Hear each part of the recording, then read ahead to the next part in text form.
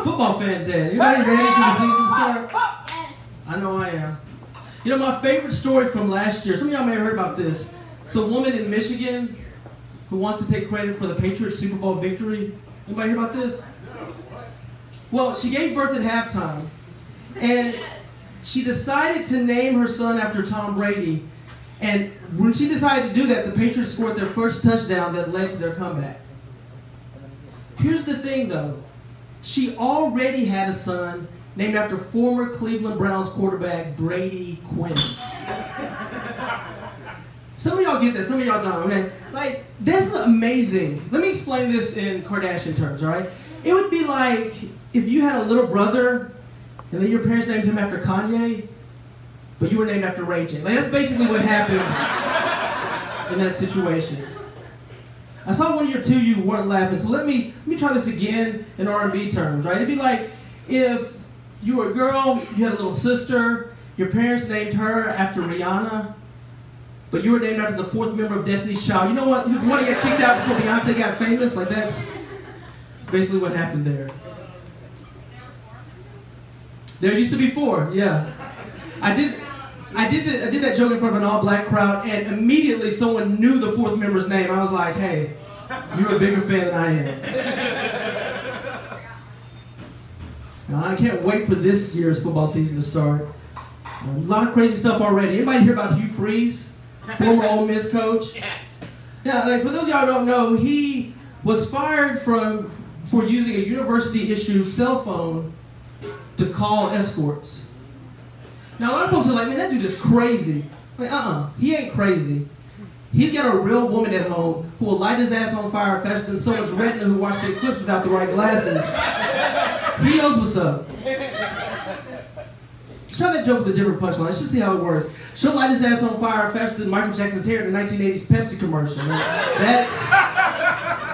That's basically what happened there. I mean, seriously. I mean, he's a football coach, so he's used to being around scary dudes. But listen, a 6'8" roided up offensive lineman ain't nearly as scary as one 5'2" wife standing in the kitchen holding a Verizon phone bill going, who's this 813 number and why are you calling it 2 a.m.? Like, I'd much rather deal with the lineman. You know, which kind of makes sense why he would use the university phone now. A friend of mine was like, you know, if he was really smart, he would just use the burner, like a burner phone.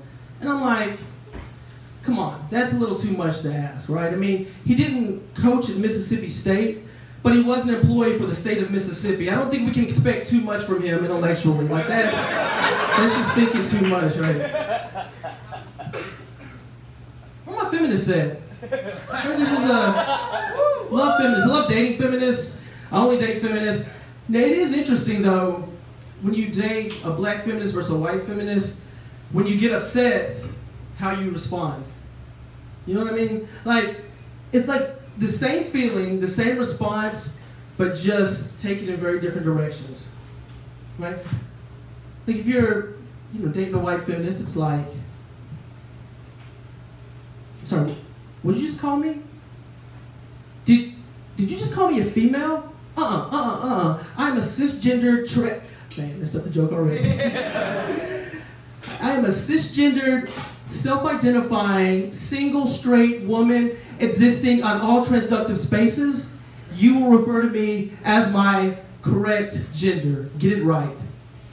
I'm not a piece of cattle. Hold on. Don't touch me, Nick. Don't touch me. Yeah. And then at this point, she wants to emasculate you, which I understand. Right? I mean, I've pissed her off. And so she's just like, you know what? We're done here. I'm gonna get we're leaving here. Hey, Amada, come here. Amada, yeah, split the check. And you know what?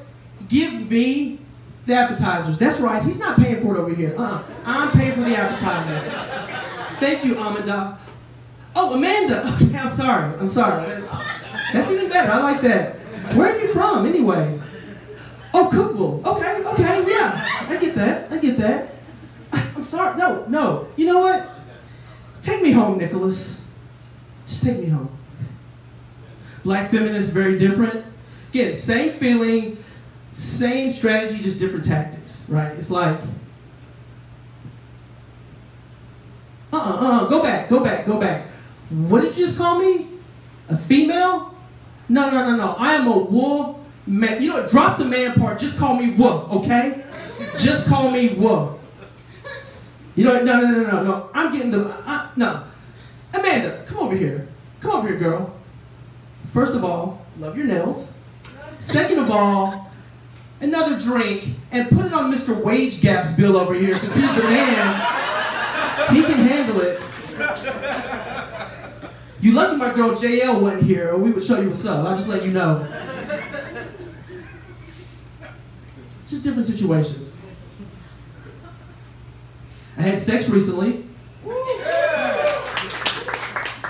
It went well. Like, okay, full disclaimer. Like, sex with me is like Denzel's offense or Remember the Titans, just so you know. Like, I don't know if you remember that. It's like they integrate the teams and the white coach comes up and he's like, hey, got a few plays, a couple reverses, end arounds, a couple of tricks to get the, to get the players' imaginations going. Denzel's not having it. He's like, no, no, no, no. I got 5 plays, 3 positions, we run them like clockwork till we score. That's basically what I have. Have 5 moves, 3 positions, run like clockwork till I score. The other night it was going well, and then right before halftime, flag on the play. She looks at me and she goes, Nick, slap me. Now, you may know her, you may know her. Now here's the thing. I know I've used a lot of football metaphors to describe me and sex just now, but I haven't quite mastered the domestic violence aspect of football. Do you know what I mean? Like, I'm more of a quarterback running things. I'm more Dak Prescott than Zeke Elliott, if you get that reference. I don't know. So but I had to do something. So I tried to slap her, but it wasn't a good slap. Like, have you ever just pushed open a bathroom door? And that's basically, and I didn't get a good slap in, so I felt like I just had to keep doing it, like soccer dads redoing high fives at their soccer match. So I was just, I was like, yeah, you like that. You lose control. All right, at this point I need to rewind things just to give you a perspective. So before I put on my helmet, she was like, hey Nick, if you need to, stick around, sleep over, it's completely fine. I have plenty of room. I can cook in the morning, it'll be good. Okay, now fast forward back to it being over. Afterwards, she's like, I don't think I'm gonna go to bed right now. Like, if you need to leave, it's cool, I understand. You can go home if you want. In fact, I remember you saying you were thinking about doing some writing in the morning. Well, I've seen your act, so you can use the extra joke time. I'm just letting you know. So it didn't end well. That's basically what I'm saying. The last time I had sex did not end well. All right, in honor of Andre's awkward dick hand encounter, I think I'll end on this note here. I met a Nazi about a year ago. And believe it or not, it was actually a very collegial conversation. I was sitting at a bar, and he sits next to me, and he's talking. Like, we're just talking about whatever was on TV. I think it was like MMA or something. And at one point, he turns his head, and he has a swastika tattooed on his neck. And he's talking to me as if he doesn't have a swastika tattooed on his neck. And he just had regular conversation. And I'm sitting here like, man, you better mention Anne Frank at some point. I mean, come on, let me know we're on the same side over here. If he says his favorite basketball movie is American History X, I'm leaving. I know that. And so he's sitting there and he's taking selfies with the bartender, and I'm thinking, okay, they're pretty good friends or whatever. And then he gets up and leaves, and I asked the bartender, I was like, how do you know him? She's like, oh, I just met him. He seemed like a nice guy. I was like, what about the swastika on his neck? She pulls out her phone and she's just like, oh, I didn't even notice. I'm like, how do you not notice the giant white power symbol on his jugular? Like, I mean, I don't understand. I don't understand that. Now here's the thing. I am all into second chances and forgiving people, right? Like, I mean, he may have went through something in his life at a certain time, where he felt like he needed to get that on his neck. And maybe he's not like that anymore. As a black man, I can't take that chance. I'm sorry.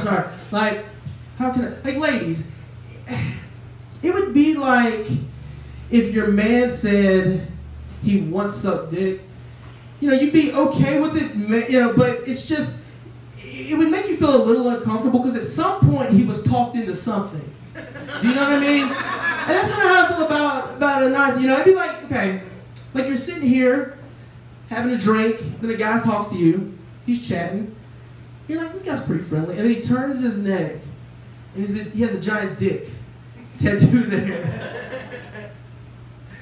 And then he turns over his hand and he has a dick tattooed there as well. That would be, yeah. All right, I think I'll end on this note. Not a big fan of my voice. You know, I don't think it's that bad, but I just feel like it's a little too high pitched for a black dude. You know what I'm saying? Like, I just feel like I come off as really nerdy. But the good thing is, because I sound nerdy, people just believe whatever I say about Game of Thrones. Like, no one even argues. Like, I'll be in conversations with people and they're like, really? So the dragons are incestuous too? Okay, no, that makes sense. I mean, you obviously read the books with your soprano tone, so I can't argue with you at all. All right, y'all, that's my time. Appreciate it.